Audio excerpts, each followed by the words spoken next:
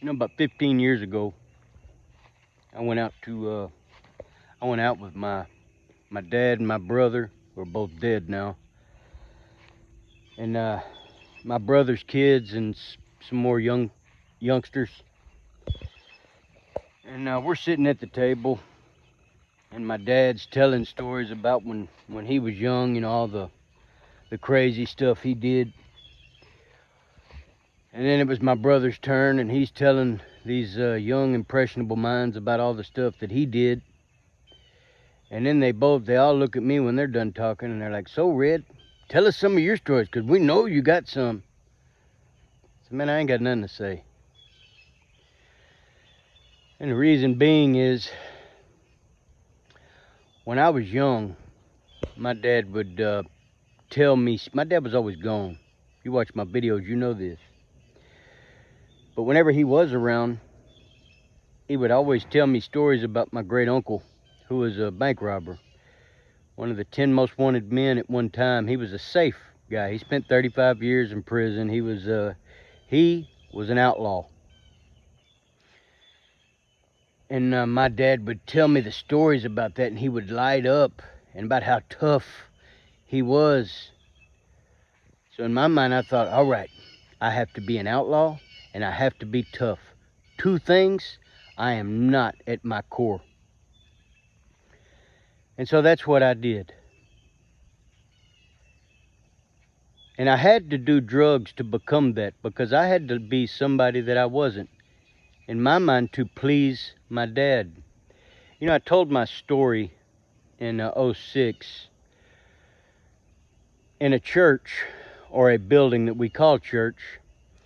And after I got done telling my story, the preacher got up there and he looked at the kids over there and he's like, you know, if nobody ever wants to go to jail or prison, you know, and you could learn a lot of lessons from Red's story. But see, that's not true.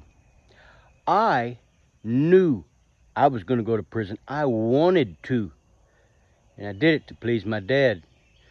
Because when my dad was around, he would always tell war stories about my great uncle. And I thought, man, you know, that's how I make my dad proud. But I'll never forget, you know, I knew I was going to go to jail. I wanted to. I was going to go to a unit at some point in my life for my dad. I'll never forget when they're pulling me out of the county to catch a chain out, and they line us all up, and they put the chains around your waist and around my ankles, and they were running that chain that connects us all together. I can remember in my mind saying, man, my dad's gonna be proud of me. I did it. I did it. And that's why I did that, to make my dad proud. You see, I'm not a tough guy. I'm not a criminal.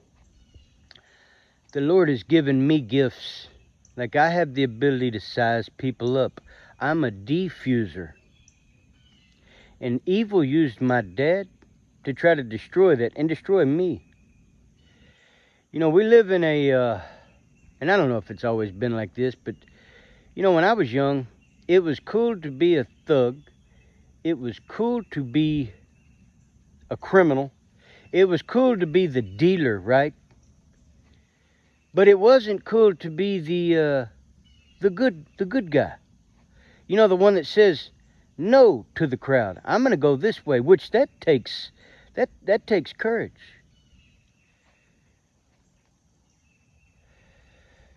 You know, I was listening to a man named Carl Jung. I've been listening to him for years. He's gone. But he said, you know, so many people wear a mask just to fit in. We walk around in a culture full of chameleons for whatever reason. I was a chameleon. It took me a long time to admit who I was, because I thought, man, if I'm not tough, if I'm not a criminal, my dad won't love me. But that's never who I was. You know, if you can relate to this, God has made us all unique. We're all fingerprints. There's nobody in the world that has ever been or ever will be just like you. So if you're like me and you're not a tough guy, but you feel like you have to be to prove something, to maybe your dad or whatever. You cheat the world. You cheat the world by not being your true, authentic self. Because God made us all unique. We all have something unique to offer. So embrace your gift, whatever it may be. See, I'm an empathic person. I thought I had to be a hard person, the exact opposite of what I was, and for the reasons I just told you. But I wasn't like that. The only way I could be a tough criminal is if I stayed high, which is another reason why I stayed high. It's the only way I could do it successfully. And I didn't even do that successfully. It was a miserable life. But today, and maybe I'll encourage people by saying this. You know, people assume I'm some tough guy all the time when I tell them the street, you know, like when I boxed or the few fights I've gotten into by the grace of God, they've turned out okay. But I'm not tough. I'm not tough at all. I'm actually weak. I cry when I see a puppy on the side of the road. Yeah, I cry. And I'm okay with that today. It took me so many years to get to the point where I could admit that. And now I don't even admit it.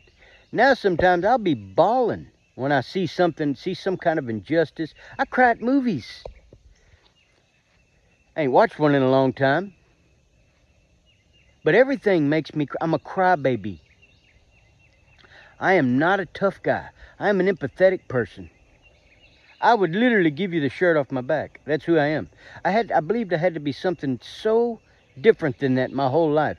Because I believed the culture said boys have to be thugs, criminals, gangsters, hardened. I disagree. I think we should all be exactly who God made us to be, no matter what that is.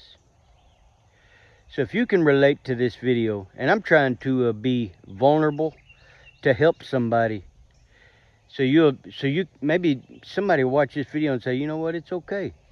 If Red can admit it, then yeah, it's okay. You don't have to be tough. You don't have to have life all figured out. Trust God, because God is the one who made you the unique individual that you are. Put all your trust in Him and enter into your purpose.